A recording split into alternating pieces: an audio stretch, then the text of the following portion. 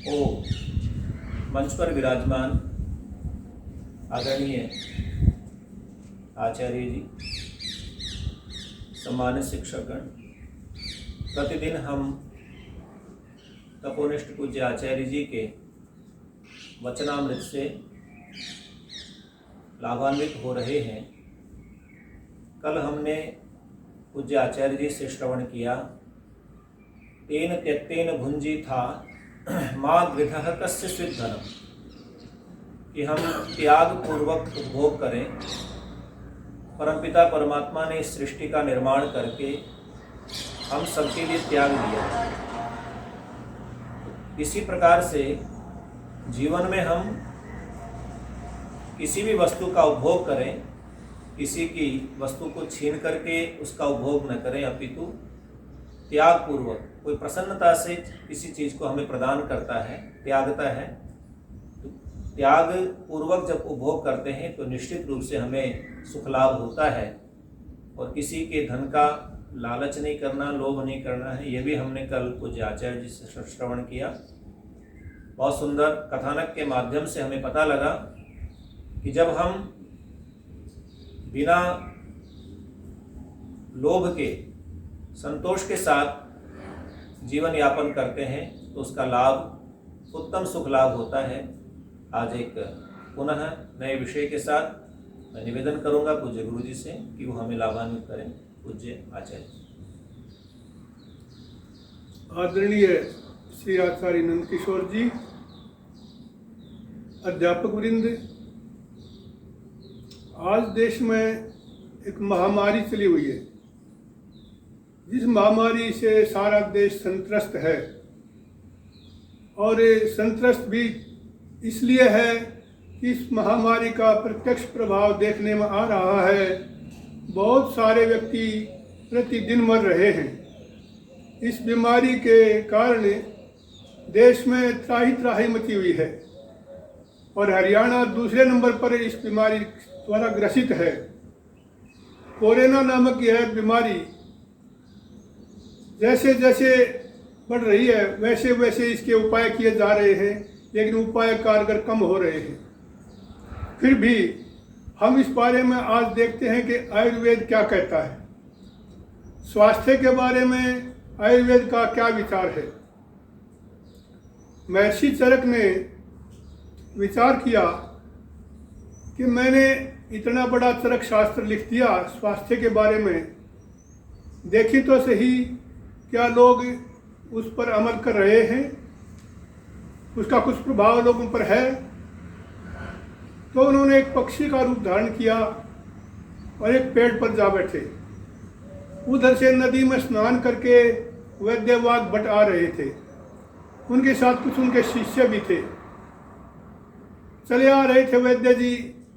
जब उस पेड़ के निकट आए तो उनको आवाज सुनाई दी, को रुक। कोई ध्यान नहीं दिया किसी ने। फिर वही आवाज दूसरी बार आई, तीसरी बार आई, को रुक। वैद्य जी का ध्यान गया, कोरुक शब्द का अर्थ क्या है। कोरुक का अर्थ होता है कौन रोगी नहीं है, कौन स्वस्थ है। लेकिन ये कौन बोल रहा है, कौन पूछ रहा है। चारों तरफ दृष्टि दौड़ाई तो पेड़ पर बैठा पक्षी दिखाई दिया। पक्षी ने फिर कहा, कोरुक। वैद्यवाग भट्ट विचार कर बोले, हित भूख मित भूख ऋत भूख। जो हितकारी भोजन करता है वो व्यक्ति स्वस्थ है। अब हमारे स्वास्थ्य के लिए भोजन हितकारी कौन सा है, यह हमें अपनी प्रकृति के अनुसार देखना चाहिए। शास्त्रों ने जो विधान किया है भोजन के बारे में, सत्व गुणी भोजन कैसा होता है, राजसिक भोजन कैसा होता है, तामसिक भोजन कैसा होता है। तामसिक भोजन तो करने योग्य होता ही नहीं और राजसिक दूसरे नंबर पर आ जाता है। सात्विक भोजन यदि हम करते रहेंगे तो निश्चित रूप से वो हित भूख है, वो हमारे स्वास्थ्य के लिए लाभदायक है। और उसके उपरांत आता है मित भूख, अर्थात बहुत ज्यादा न खाया जाए। जो मित भोगी होता है, थोड़ा खाने वाला होता है, मात्रा में भोजन लेता है, अर्थात बहुत अधिक पेट भर करके नहीं खाना चाहिए। खाता है तो वो हित भूख नहीं है, मित भूख नहीं है। तो मित भूख होने के लिए ज़रूरी है हम संतुलित आहार लें। और तीसरी बात का उत्तर यह है कि पूरी तरह स्वस्थ वो व्यक्ति है। भोजन के 2 गुण ये हुए, तीसरा गुण भोजन का ये होना चाहिए, उसके अंदर विशेषता होनी चाहिए ऋत भूख। वो अपने परिश्रम से कमाया हुआ हो, अपनी मेहनत से प्राप्त किया हो, ईमानदारी से अर्जित किए हुए धन का भोजन बनाया गया हो, तो ऐसा भोजन हमारे लिए हितकारी है। तो हित भूख, मित भूख, ऋत भूख, इस उत्तर को सुनकर के वैद्यराज चरक बहुत प्रसन्न हुए और वे प्रत्यक्ष रूप से सम्मुख आकर के वैद्यवाग भट्ट जी का उन्होंने धन्यवाद किया और कहा, ठीक समझे हो वैद्यराज, जो व्यक्ति हितभोजी होता है, मितभोजी होता है और हितभोजी होता है, वही स्वस्थ रह सकता है। ओ पूज्य आचार्य जी ने हम स्वस्थ कैसे रहें उसके विषय में महर्षि चरक द्वारा लिखित शास्त्र के वचनों का उद्धरण करते हुए बताया है कि हमें हित भुक, मित भुक और ऋत भुक अर्थात हितकारी भोजन जो हमारे स्वास्थ्य के अनुकूल हो। स्वास्थ्य की परिभाषा महर्षि चरक ने दी है, समदोषः समाग्निश्च समधातु मलक्रिय प्रसन्नात्मेन्द्रिय मनः स्वस्थ विधीयते। कि वात पित्त कफ तीनों सम हो, समदोषः समाग्निश्चय, जो जठराग्नि है वो समान हो, न ऐसा हो कि हम भोजन करें तुरंत वो पच जाए, बार बार भोजन करना पड़े, और न ऐसा हो कि भोजन करें और बहुत देर बाद तक भूख भी ना लगे, भोजन किया हुआ पचे नहीं, तो जठराग्नि भी हमारी ठीक हो।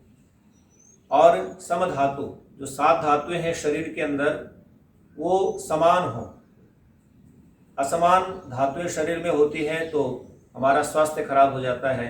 मलक्रिय, जो मल की क्रियाएं हैं, शरीर से विभिन्न अंगों से निकलने वाला जो मल है उसकी क्रिया भी हमारी ठीक हो।